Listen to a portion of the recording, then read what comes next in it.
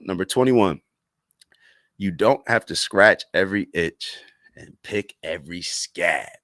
This is something my mom been telling me. I scar real easily. If you saw my legs, you would see I have so many scars on my arms and legs. I used to always just scar very easily. My skin is so soft. You feel me? Nah, at least. But you don't have to pick every scab and you don't have to scratch every itch. When something bothers you, you don't always have to address it right then and there. We talked about it earlier. I think there was one that said always address. Oh, the last number 19, always address disrespect logically, never emotionally. Um, think about stuff. Use our minds. Our brains are our most important muscles.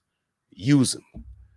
Especially use them in situations that could result in drastic results one way or another. Could be positive, could be negative. Use our brains. We don't have to scratch every itch. Every time that something occurs that we may feel like we're triggered, we don't have to address that. There's more power, in my opinion, in not addressing it. All right. You don't have to scratch every itch. Then you end up scratching that itch. And then what does it do? It opens up as a cut. Now you're picking the scab. Then you got a keloid, all types of stuff. You don't need that. All right. Sometimes just fall back and just say, no, I don't need to address that. I don't need to.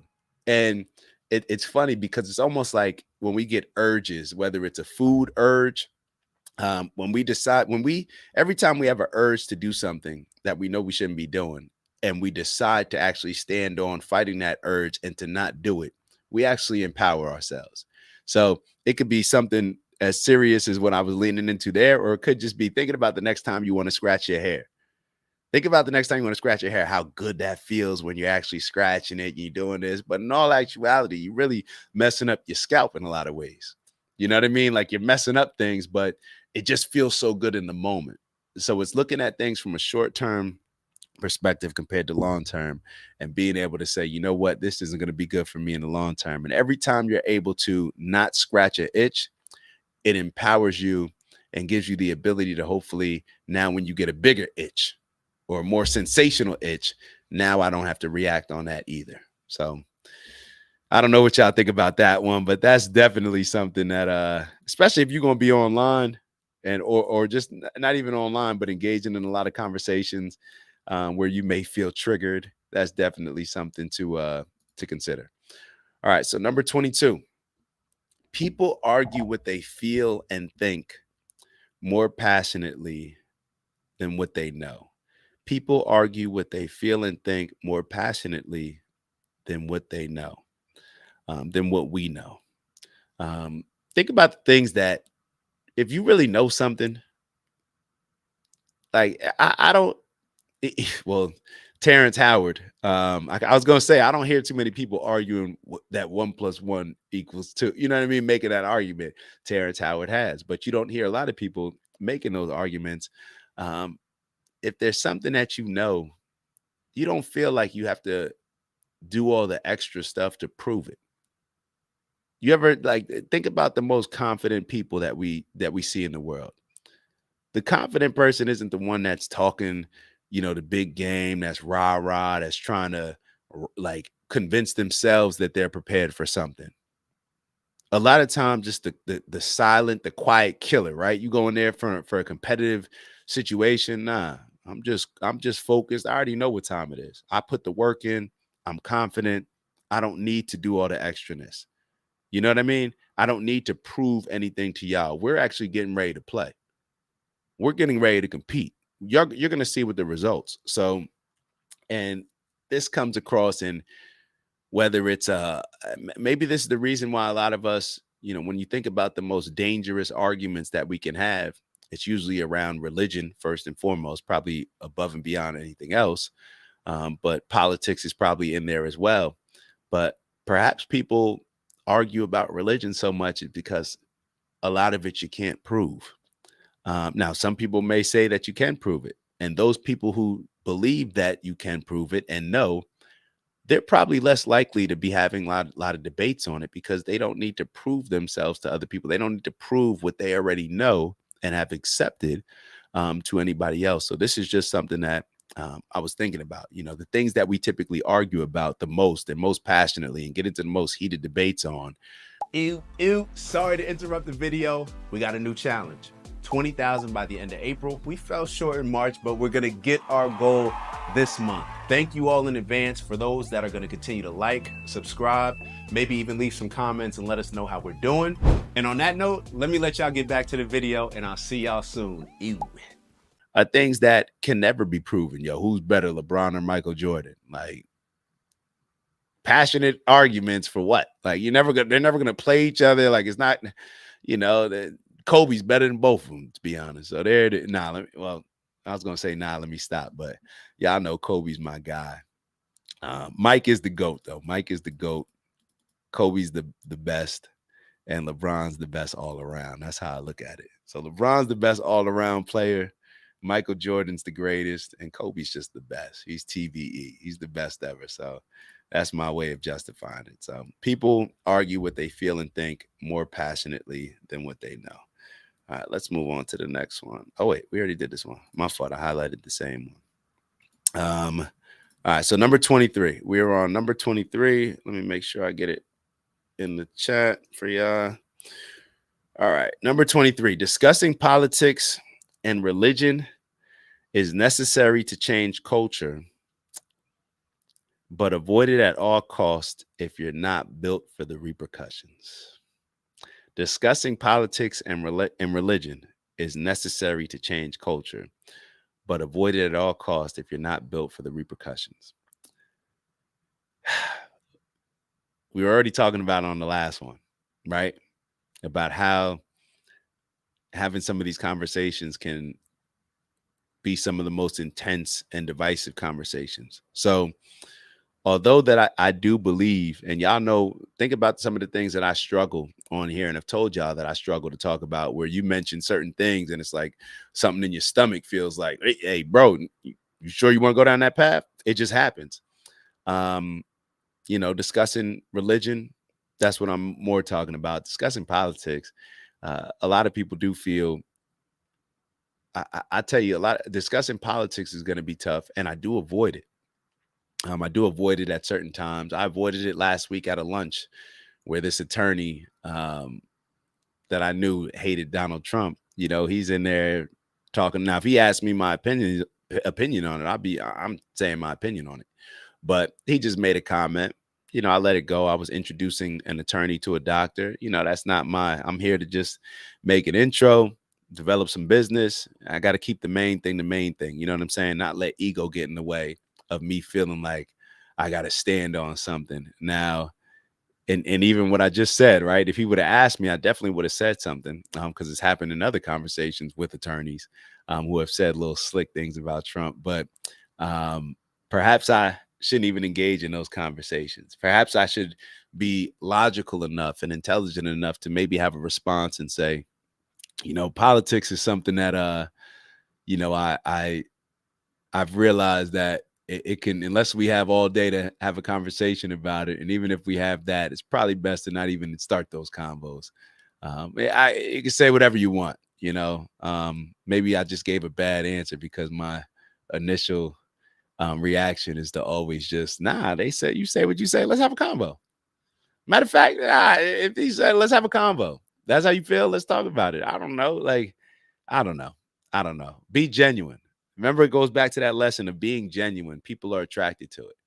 Being genuine, people are attracted to it. And even with this particular, I'll give you a real quick story. Let me tell you a real quick story. Let me feed my ego a little bit. All right. So this attorney that we were talking about when we went to lunch and I introduced him to the doctor, he made the comment, like he came out where the doctor and I, we walked to his office because it's right next door. And he comes out to the lobby, a little waiting area. And he's like, hey, he's like, because we were like, yeah, we don't got to go to dinner. To lunch. We could just, have a quick little chat, whatever. He stood us up the last time. So it was like, yeah, we could just chat, whatever. But he's like, nah, I want to go to lunch. Cool. So we go to lunch. And before we went to lunch, he may be listening to it. It is what it is. You know what I'm saying? It is what it is. And he came out and he was like, oh, he's like, yeah, let's definitely go to lunch because somebody's probably going to pay for it. And he was looking at me, and I was kind of like thrown off. And it was in front of other people, like not just the doctor. The doctor I know was uncomfortable when he said it, because it's like, what? Like, bro, like it's just probably gonna be like a $30-$40 lunch. Like, it's not that big of a deal. And my ego, I felt my ego where it's like, bro, what? Like, and my initial response was, I told him, I said, pay for lunch. I said, you still got to pay for lunch? Like, you pay for your own lunch around here? Like, we came to your office, we go into a spot that you damn, they making you pay for lunch, you out of all people. And I kind of played with him a little bit like that, but whatever, my fault. I let my ego get in the way of it. But discussing politics and religion is necessary to change culture. I definitely do believe that, but avoid it at all costs if you're not built for the shit that may come back your way. It just is what it is. But I'm a firm believer that we should be able to have conversations. We should be able to have discussions, keep them controlled, keep them respectful, because that's the way. That's the only way that we're ever going to grow. That's the only way that we're ever going to be able to share perspectives on life and be able to evolve our perspective. So, to each their own. Number 24. This is definitely one of my favorites. The best leaders don't care who's following. And let me be clear. The best leaders, in my opinion, know that they need people to follow them. And I think that because they know that they need people to follow them, they actually take it a step further, where they know that they need certain people to follow them. And what do we always talk about from the movie Remember the Titans? It's my favorite. I actually was going to make it a lesson, but I felt like I had a bunch of other lessons that kind of were similar to it, but I actually don't think I do now. But it's attitude reflects leadership. Attitude reflects leadership. So the best leaders don't need to cater to a particular group. And this is what I meant to earlier. A lot of times we want, oh, I want to do it with my loved ones. I want to do it with this person. I want to do it with my best friend. A lot of times you need to do it with the person that is attracted to the goal that you want to get to, and that has the capabilities, the drive, the desire, the commitment, the discipline to get there as well. The best leader don't care who's following. They have a purpose, they have a mission, and they stand sturdy on that purpose and that mission. And they realize by standing sturdy on that purpose and that mission, they're going to attract others that want to stand sturdy on that purpose and that mission. It's the same thing with it always reminds me of the New England Patriots. And I'm not sure if I've told y'all specifically on this show, but that's one of my greatest regrets. One of my greatest sports regrets is not rooting for the New England Patriots. Like, I don't understand why I didn't root for them. Like, I just don't understand. It's that whole, like, why would I not root for winners? Why would I not root for a team that was able to create a culture that made them they had the most impressive sports run, in my opinion, in history. Now, people could look at like, oh, well, the Boston Celtics, they won this. The competition was not that. And in basketball, so it's different because it's not the whole March Madness of college, right? Why is March Madness in college basketball so exciting? Because it's one and done. The football playoffs are one and done. And there was a 20-year period where the New England Patriots had a greater likelihood of going to the Super Bowl than Steph Curry making a three-pointer. Think about that. They had a greater likelihood of going to the Super Bowl than Steph Curry making a three-pointer. That is insane in football.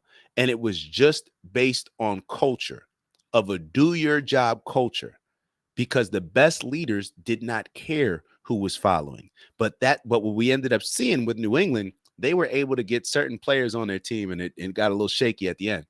Well, actually, no, I was going to say with Antonio Brown, but Antonio Brown didn't have the issue on the field. It was with the Buccaneers when he was playing with them. But that's why when they had this culture, people who got into trouble on previous teams would come to their team and they would move accordingly. They would move accordingly. Now, that's because of Bill Belichick. That's because of Tom Brady.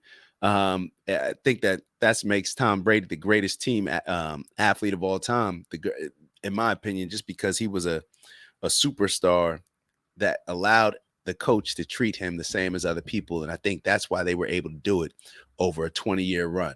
He eliminated his ego. And so you could look at that from Bill Belichick, who I thought at the time was leading. Perhaps he was, but the best leaders didn't care who's following. They cared about the purpose more than they care about specifically the individuals who are following, because they understood if they lock in with a purpose, then that's going to be what attracts the right followers, rather than me trying to be a salesperson and trying to convince people that may not be aligned with that particular purpose, and may not be. If I got to keep motivating you and giving you encouragement to do something, then that's going to take away from time, effort, and energy that I need to be focused on locking in on the purpose. So the best leaders don't care who's following. They understand that they need followers, but they don't care who it is. They let that it's open. It's an open competition. Whoever wants to follow, whoever's attracted to this energy, you're more than welcome to jump on board. That's how they do it. So the best leaders don't care who's following. That was a very valuable one for me. Very valuable one for me in a lot of different ways. But all right, let's move on to the next one. We got number 25. We're getting there. We're getting there. We're getting there. We got 14 more. All right. So number 25. Very rarely is easy the right answer. What have we talked about this entire time? Right?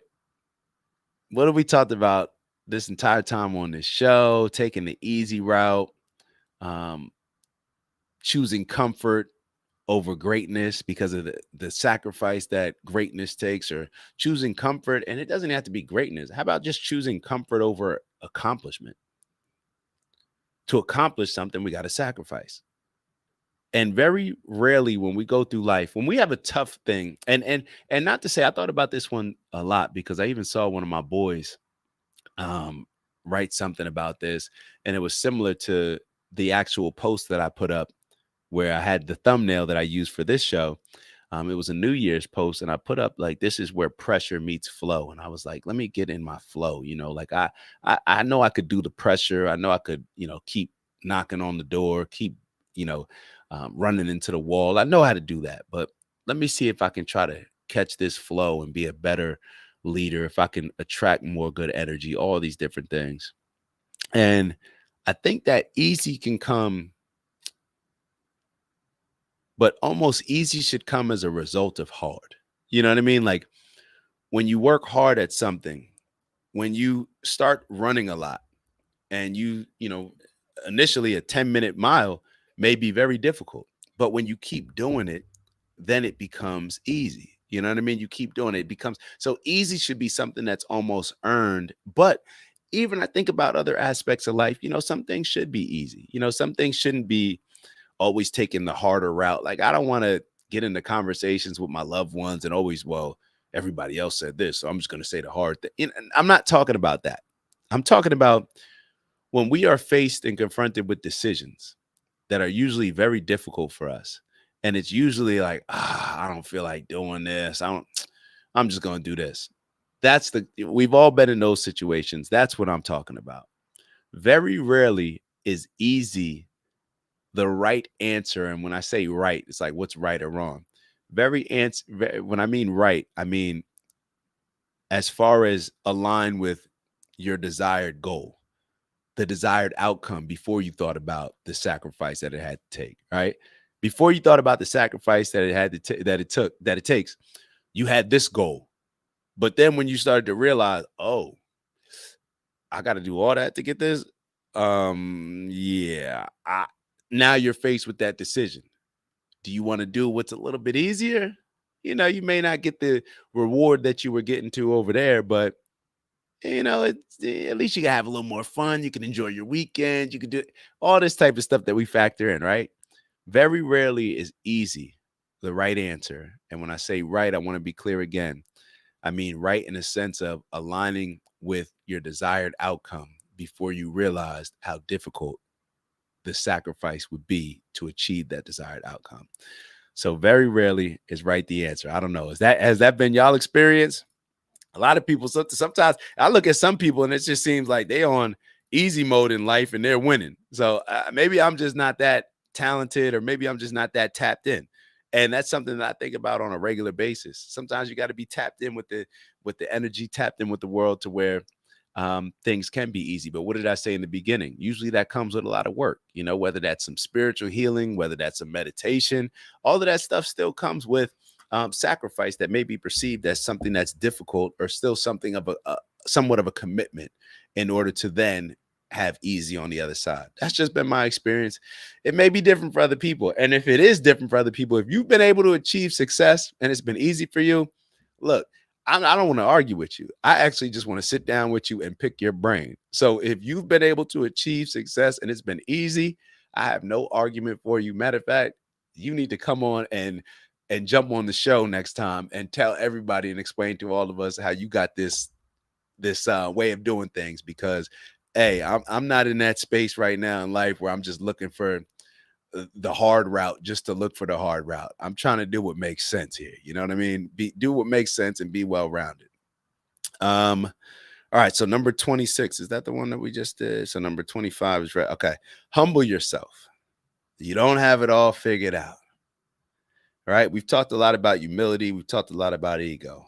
Humble yourself. You do not have it all figured out. Let me rephrase that. Humble myself. I do not have it all figured out. All right. I think we all can benefit from reminding ourselves of that at times. A lot of times we confuse our passion with knowledge, and our passion with just being so sure about something to where we forget that, oh, we don't have it all figured out. All right. I think another lesson is going to tap into this one as well, where I think the other lesson, I forget exactly what it is, but it reminds me of this: humble yourself. You don't have it all figured out. But I guess we'll get to that when we get to it. But, sometimes it's good to remind ourselves that hey, we're not always the smartest in the room. We don't always have the best way. And even if we are the smartest in the room, to me, I've learned that the smartest people, they act as if they're not the smartest person in the room, just so they can make sure that they're taking heed to everybody else and what they're saying, their experience, and they're gaining a whole lot of value from that. And that's how they continue to be intelligent and smart, and usually outmaneuver not everybody else, but just outperform and just reach certain goals that others aren't able to reach. So, especially if they're in a leadership position. So, humble yourself. You don't have it all figured out. All right, so let's move on to number 27. Damn, it's already 9:38. Yo, I love y'all, man. I appreciate y'all. I appreciate y'all. Keeping up with it. We on the home stretch. We on the home stretch. When we get to 30, we'll be on the home stretch. It's Dak. Just want to thank you for checking out our video and visiting the OG Network. If you enjoyed the video, please make sure that you give us a like. And if you're looking to join a community of inspired individuals striving for purposeful abundance, subscribe. And if you're feeling real generous, share the video with some friends and family. All right, I'll see y'all soon. Ew.